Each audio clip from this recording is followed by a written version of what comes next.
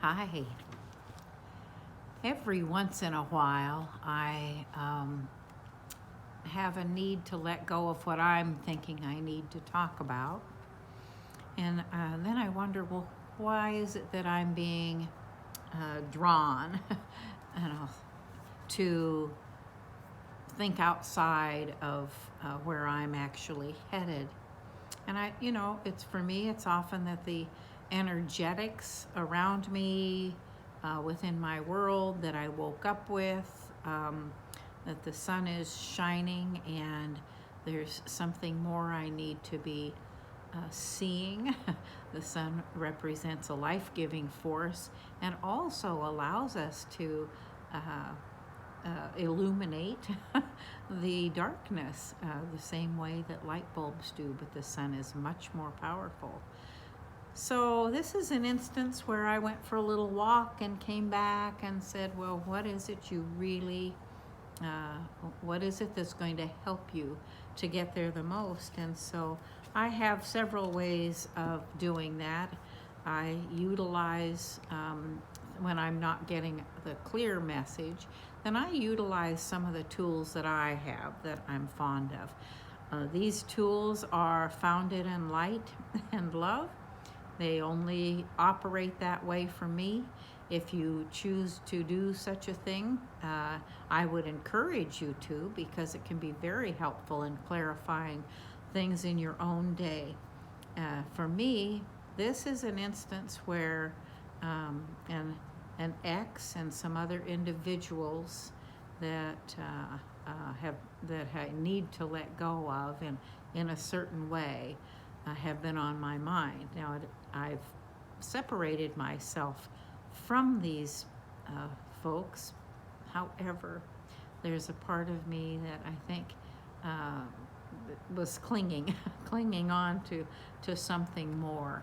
And so what I've done today is pulled out, it's an Osho Zen deck of tarot. It's an absolute favorite of mine. I also have, and I'll show these to you some once in a while. I don't do this every day, once in a while, but it clarified for me. And so what I want to do is actually read to you what it says about the card that I drew. And the card that I drew is called Friendliness. Friendliness. And it's really a pretty picture. You can see there are two trees with different colors that are side by side, and their branches are intertwined. And at the base of the trees, some of the leaves have fallen and mixed in with the others. And so here's what it has to say. The branches of these two flowering trees are intertwined, and their fallen petals blend together on the ground in their beautiful colors. It's as if heaven and earth are bridged by love, but they stand individually, each rooted in the soil and their own connection with the earth. In this way, they represent the essence of true friends, mature, easy with each other, natural. There is no urgency about their connection, no neediness, no desire to change the other into something else. And this card indicates a readiness. So this is appropriate for me. It may be appropriate for you too. This card indicates a readiness to enter this quality of friendliness. In the passage, you may notice that you're no longer interested in all kinds of drama, romance that other people are engaged in, and it's not a loss. It's the birth of a higher, more loving quality, born of the fullness of experience. It is the birth of love that is truly unconditional, without expectations or demands. So first, meditate. Well, I had my meditative time out in nature. Be blissful, so joyful. Really feel the earth and the sun and your love for yourself and the courage and wisdom and love that you have for being here at this time. When you are blissful, then much love happens of its own accord. Then being with others is beautiful, and being alone is also beautiful. Then it is simple too. You don't depend on others, you don't make others dependent on you. Then it's always a friendship, a friendliness. It never becomes a relationship. It is always a relatedness. You relate, but you don't create a marriage. Marriage is out of fear. Relatedness is out of love. You relate as long as things are moving beautifully, you share. And if you see the moment has come to depart because your paths separate at this crossroad, you say goodbye with great gratitude for all that the other has been to you, for all the joys and all the pleasures and all the beautiful moments that you have shared with the other. With no misery, with no pain, you simply separate. Very interesting, isn't it?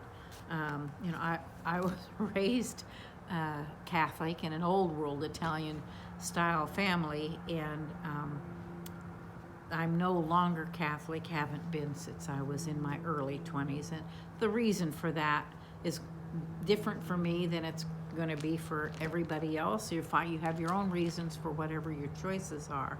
For me, it was the doctrine and the dogma was too limiting, and my personal experiences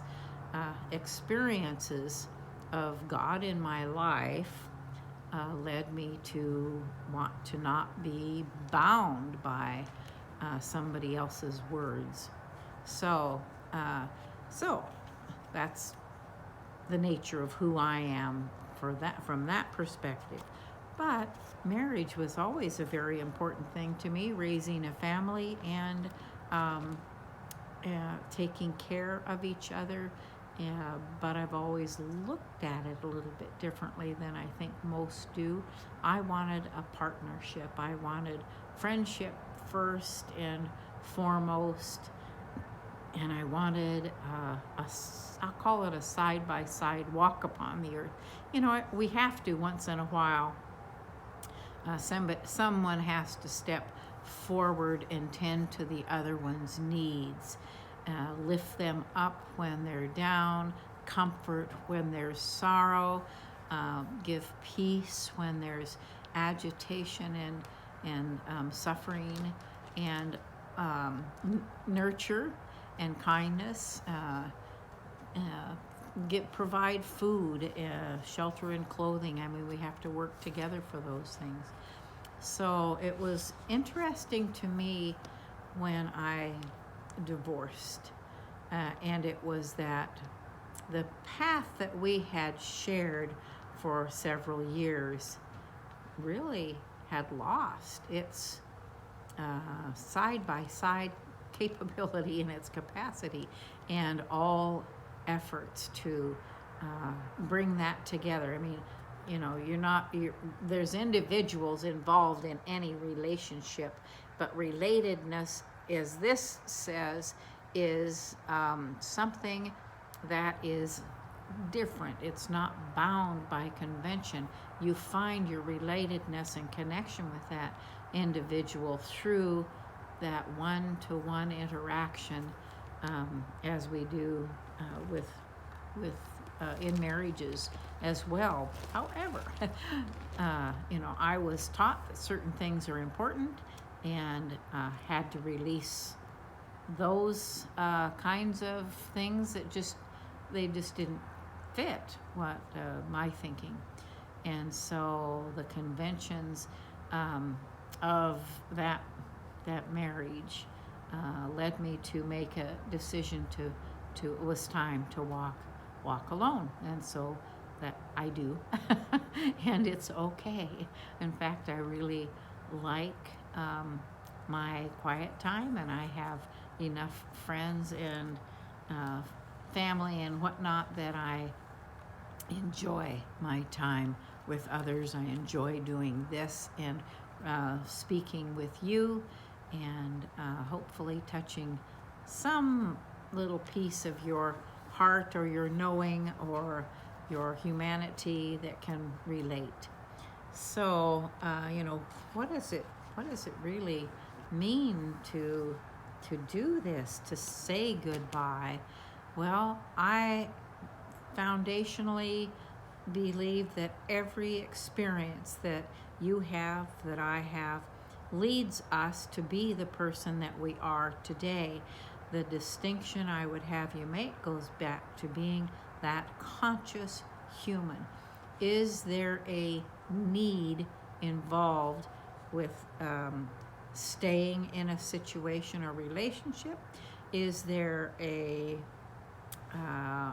pattern, habit, belief, such as mine in the original one? In fact, I suffered over getting a divorce because the thought, you made your bed, you lie in it, kept coming to my mind, and I was like, that bed is getting so prickly, I just don't know what to do. And fortunately, I was able to get some guidance coming along that helped me to understand that it is just simply time when you're not able. This is important. I felt like I had tried everything possible,